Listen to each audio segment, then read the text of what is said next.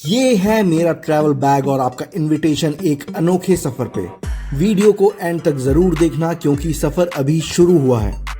सफर की शुरुआत होती है मेरठ से और ये NH-34 का बेहतरीन रास्ता। NH-34 पर मेरठ से बिजनौर तक के रास्ते को इंडिया के अच्छे हाईवेज में माना जाता है। इस सफर में हम छोटे कस्बों और गांवों से गुजरते हैं जहां की दुनिया बिल्कुल अलग है शहरों की दौड़ भाग से। यह अपने आप में एक अलग माहौल देता है, एक अनोखा अनुभव। रामराज गांव को पार करते ही दिखती है मध्य गंगा कैनाल। ये कैनाल यहाँ की खेती में महत्वपूर्ण योगदान करती है और पूरे इलाके को लश ग्रीन बनाती है। लेफ्ट लेते ही आता है मध्य गंगा कैनाल रोड, एक 11 किलोमीटर की घनी हरियाली वाली पतली सड़क। एक तरफ गंगा, दूसरी तरफ घना जंगल और ट्रैफिक इतना कम कि सफर के दौरान सिर्फ 4-5 बाइक्स और 2-3 गाड़ियां ही दिखाई दी। यह इलाका बहुत उपजाऊ है, हर तरफ हरियाली, एक भी बंजर टुकड़ा ढूंढना मुश्किल है। रास्ते में एक ब्रिज मिलता है जहां रुकने का मन करता है, लेकिन तेंदुए के होने का संकेत मिलते हैं तो बेहतर है आगे बढ़ें। यह रोड खत्म होती है मध्य गंगा बैराज पर, जहां से कैनाल निकलती है। 1972 में बना यह बैराज बिजनौर क्षेत्र की 2 लाख हेक्टेयर जमीन को सिंचाई का पानी देता है।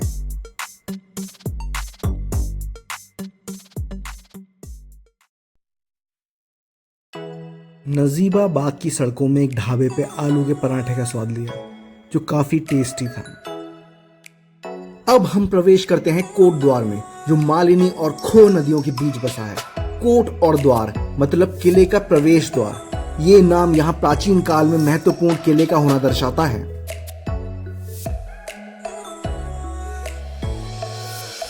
कोट द्वार की सीमा पर मालिनी नदी के आसपास के घने जंगलों से हम गुजरते हैं। ये वही वन है जहां महाराज भरत का जन्म हुआ था, ऋषि कण्व के आश्रम में, जिनके नाम पर भारत देश का नाम पड़ा। कितना रोमांचक लगता है यहां से गुजरना। इन रास्तों में आपको जंगली हाथी की साइटिंग्स भी देखने को मिलती हैं। पिछली बार मेरा आमना सामना 20 फीट की दूरी पर एक हाथी के झुंड से हुआ था। लोकल लोग कहते हैं कि जंगली हाथी बहुत एग्रेसिव रहते हैं और बच्चों के साथ हों तो और भी एग्रेसिव हो जाते हैं। लेकिन मुझे आज भी उस हाथी से हुआ आई कांटेक्ट याद है। उसने शांति और शालीनता से मुझे रास्ता दे दिया था।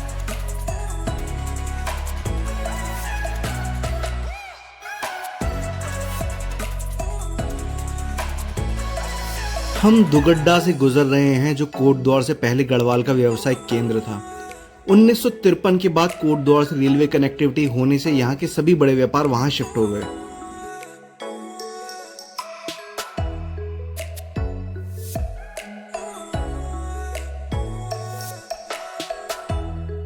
हम अब घने चीड़ के जंगल से गुजर रहे हैं। चीड़ का पेड़, जिसे चीड़ पाइन भी कहा जाता है, नॉर्वे से ब्रिटिश साम्राज्य के दौरान यहाँ लाया गया था। ये 19वीं सेंचुरी में लाए गए थे ताकि यहाँ के पर्यावरण को संरक्षित किया जा सके और लकड़ी की सप्लाई बढ़ाई जा सके। चीड़ का पेड़ का रेशा काफी मजबूत होता है, जो फर्नीचर और कागज बनाने में काम आता है। ये पेड़ अपने पत्तियों से रेजिन्स छोड़ते हैं, जिससे खुशबू का एहसास होता है। ये रेजिन्स लकड़ी के तेल और वार्निश बनाने में भी उपयोग होता है। रास्ते में हमने लैंसडाउन के CEO की कार देखी, जो हमें पास देने के लिए रुकी हुई थी। लैंसडाउन कैंटोनमेंट का प्रशासन और विकास इनके हाथों में होता है।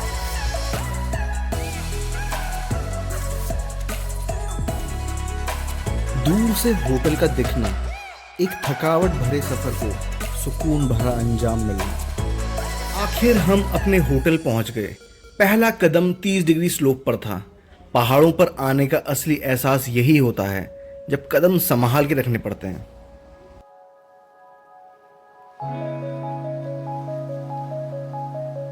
रिसेप्शन पर हमारा स्वागत किया गया डिटॉक्स वाटर से। खीरा, गाजर और नींबू के पानी के स्वाद के साथ बिल्कुल फ्रेश स्टार्ट।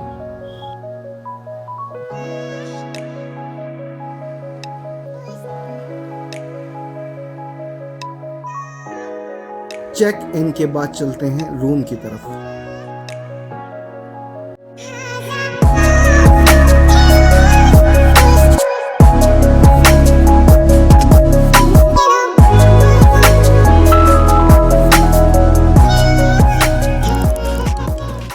लेफ्ट पे एक सुंदर बाथरूम है, साफ सुथरा और सब एसेंशियल चीज़ों के साथ। बाथरूम अच्छा है लेकिन एक अजीब ग्लास पार्टीशन है जो बाहर से नहाने वाले का रिफ्लेक्शन दिखाता है।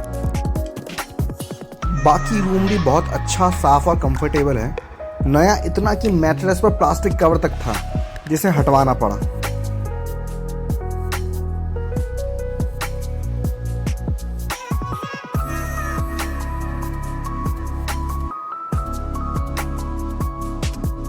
लगेज सेटल करने के बाद हम होटल रेस्टोरेंट में लंच के लिए गए, जहां एक तरफ स्विमिंग पूल और दूसरी तरफ खिड़की के बाहर पहाड़ों का नज़ारा था। हमारी सरकार को चाहिए कि बड़े साइज के ट्रक्स और बसेस को इन पतली पहाड़ी सड़कों पर ना आने दें, क्योंकि ये अक्सर एक्सीडेंट्स का कारण बनते हैं। साफ सफाई और हरियाली वाली सड़क पर चलना और अचानक बादलों से मुलाकात दिल और दिमाग को एक साथ सिग्नल मिलता है कि हम एक खूबसूरत जगह पर हैं।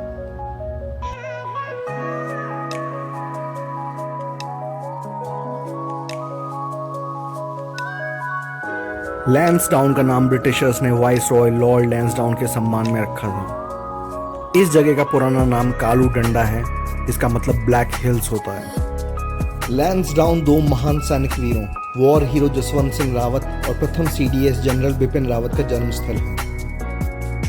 लैंसडाउन का नाम जसवंत सिंह नगर रखने का प्रस्ताव है। जसवंत सिंह की कहानी बहुत ही रोमांचक है। उन्होंने इंडो चाइना वॉर में अकेले 300 चाइनीज अटैकर्स को मार गिराया और अपनी जान न्यौछावर की देश के लिए।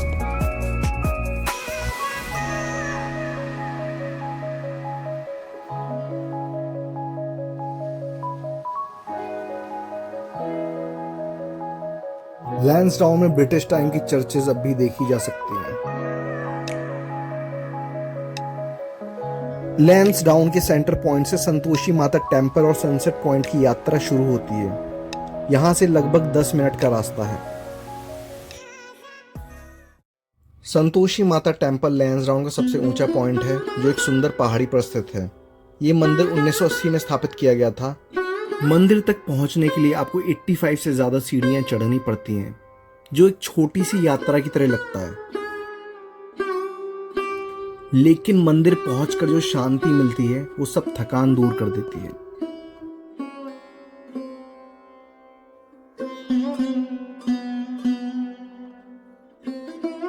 यह मंदिर अपनी घंटियों के लिए भी मशहूर है। यहाँ हर तरफ आपको छोटी और बड़ी घंटियां लटकती दिखेंगी। कहा जाता है कि जब कोई भक्त संतोषी माता से मन्नत मांगता है और वो पूरी हो जाती है तो यहाँ एक घंटी बांध देता है, इसलिए मंदिर में इतनी घंटियां हैं। मंदिर का वातावरण शांत और पवित्र है। मंदिर की छत और दीवारें ट्रेडिशनल पहाड़ी शैली में बनी हैं, जिन पर देहाती नक्काशी की गई है, जो आपको एक अलग ही सांस्कृतिक अनुभव देता है। इस मंदिर का आर्किटेक्चर भी काफ़ी अनोखा है। यहाँ आपको प्राचीन और नई कला का मिलन देखने को मिलता है। मंदिर के चारों ओर घने पेड़ हैं और उससे मिलता है एक अलग ही प्राकृतिक और धार्मिक माहौल। यहाँ आकर एक अलग ही सुकून और आध्यात्मिक शक्ति का एहसास मिला, जो भक्तों के मन को शुद्ध करके आनंद से भर देता है। सनसेट पॉइंट हम यह सोचकर आए थे कि यहाँ पर सूर्यास्त देखेंगे, लेकिन यहाँ तो पेड़ ही पेड़ हैं, तो सनसेट दिखेगा कैसे। यहाँ आने में नुकसान नहीं हुआ क्योंकि ये रास्ते में ही पड़ता है, पर ये जगह अपने नाम के लायक नहीं लगती। टिप एंड टॉप या जिसे टिफिन टॉप भी कहते हैं, यहाँ प्रवेश के लिए सिर्फ 20 रुपए का टिकट लगता है। यह एक छोटा सा हिल टॉप व्यू पॉइंट है, जहाँ से आपको 1700 मीटर की ऊंचाई से पहाड़ी दृश्यों का अद्भुत और शानदार नज़ारा देखने को मिलता है। फोटोग्राफी के लिए ये एक परफेक्ट स्पॉट है, क्योंकि यहाँ का बैकड्रॉप काफ़ी गहरा और विस्तृत है। लेकिन जगह थोड़ी छोटी होने के कारण यहाँ भीड़ ज़्यादा होती है। फिर भी थोड़ा समय निकालकर यहाँ अच्छी तस्वीरें ली जा सकती हैं।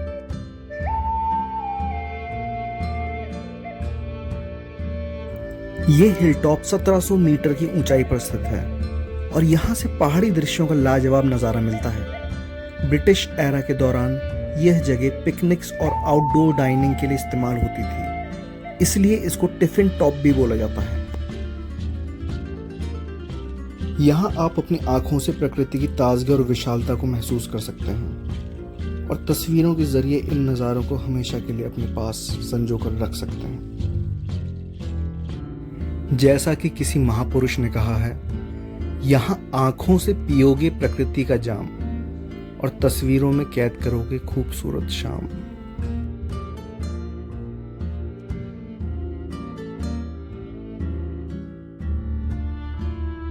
यहाँ एक छोटा सा फूड पॉइंट है जहाँ ज़्यादा सजावट तो नहीं, पर थकान मिटाने के लिए गर्मा गर्म चाय या पकौड़े का स्वाद ज़रूर मिलता है। थोड़ा और बेहतर मेंटेन हो सकता था, लेकिन फिर भी इट्स नॉट बैड। रात हो गई और रास्ते अंधेरे में डूब गए। नेविगेशन और समझदारी से काम लें, क्योंकि एक गलत मोड़ से आप गलत जगह फंस सकते हैं।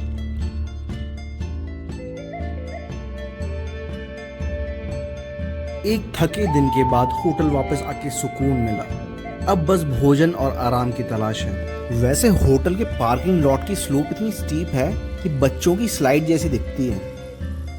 एक तरफ लग्जरी होटल की शान और बस उसके बगल में छोटी सी चाय की दुकान, जहां होटल की चहल पहल और जंगल की खामोशी एक साथ बैठ के चाय पीते हैं।